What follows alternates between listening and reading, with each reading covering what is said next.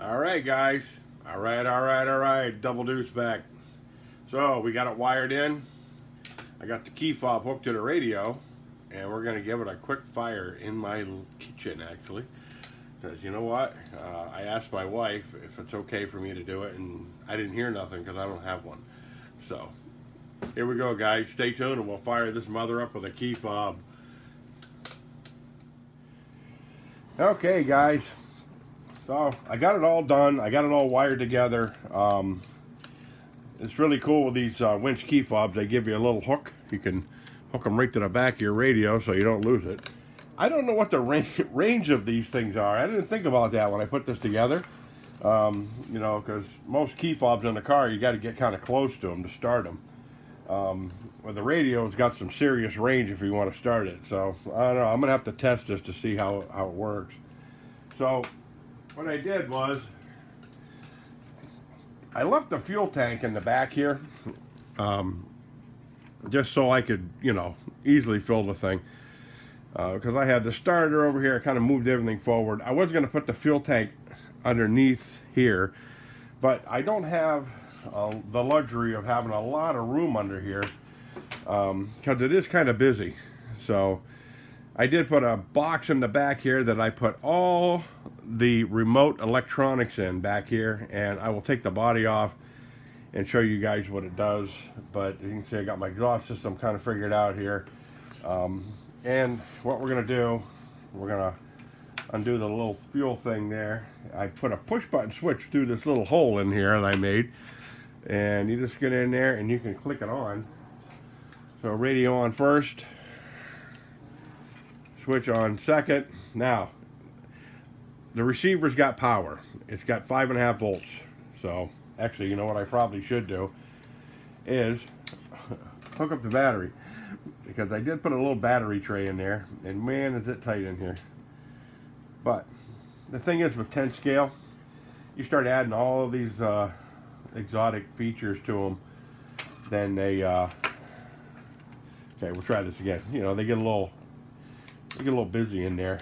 Oh, okay, now we got, I don't like the power to the that comes through the servo. I have, the buck step down that I put on there is 5 volts. But this radio receiver will take anywhere from 3.3 to 10 volts for a stronger servo if you want. So without ado, you'll probably see the exhaust system back here smoking a little bit. So push button A,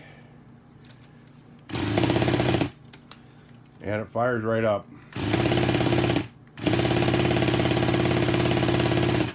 Come on, baby.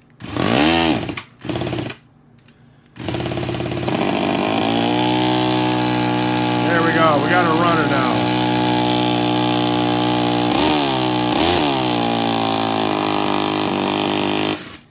So it's wicked cool with this thing, because you just hit the button. It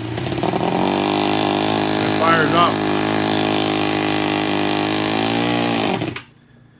So it works.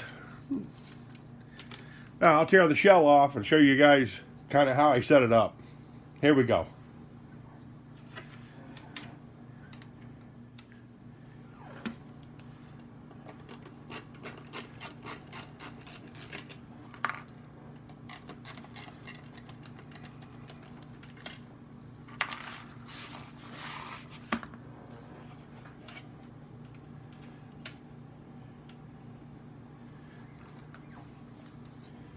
Yeah, it's a little drama taking this thing off, because I got the radiator support mounted to the radiator in this thing. And swing it around this way so you guys can see it. And I mounted it and bolted it, screwed it right through with a couple of 3mm countersunk screws to hold the radiator in place. I really didn't have to do this, but what I did was I ground a little slot in the back of this to lock this thing in. So it works out pretty well, actually. There we go. Now, drop this down. and pull it out. It hooks to the lip of the radiator on the thing. Now, I'm not going to take it completely off because actually I can. Take this off here and bring that through there. So, with the fuel tank in the on the body, with the fuel tank in the on the body, you got to undo the hose, which is not a big pain, but it's okay. So now you guys can see back here. I'll zoom in on it. I had a kind of a function box from Radio Shack, and I haven't double stuck taped it down yet because I want to make sure that, you know, before you do that, everything seems to be okay. And then I made a small little battery tray out of aluminum, bolted it to where the radio receiver false fuel tank went on the RC four-wheel drive thing. And I'm running my Ovonic 2200 35C 3-cell battery. So everything is in here. My igniters and my step down, which for the igniters and for the radio. Which I may change, like I said before, because I can bring the voltage up higher to give me more power for my servos. And I put a little push button switch. I bought these on eBay. They're waterproof. I got a little rubber tab on them. And it's a little click switch. You click it on and off. And so when we get my radio here, there it is over here. So we turn on the radio. We click it here, turn on the car, and you'll see now the receiver is activated. And I tried to neaten up my wiring a little bit here. I don't have the radio receiver down yet because I would like to put that in a sealed area too. Because I don't plan on running this thing through a lot of water, but it was real simple. I just ran everything up one rail and then up this rail to the starter motor, and, you know, tried to keep the electronics separated to, you know, for any glitching or whatever is going to go on. So, but like I say, that's the thing right there. And when you, probably a little fuel in here, when you hit the button,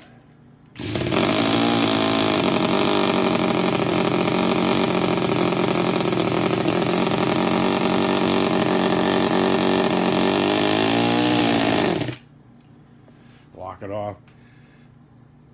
So that's my push button remote start, guys. Like, share, subscribe if you want. Tell me what you think about it. It was a real simple setup. I do want to test the distance, how far away from this you have to be, because I don't know exactly what the distance is for a key fob for a car, but I know you got to be within a certain range of it. But this right here, it opens up all my other channels to add other things to if I want to. So anyways, you guys have a good one, and any questions or comments, feel free to hit me up, and I will catch you guys later, man. Stay safe out there and have a good one. Later.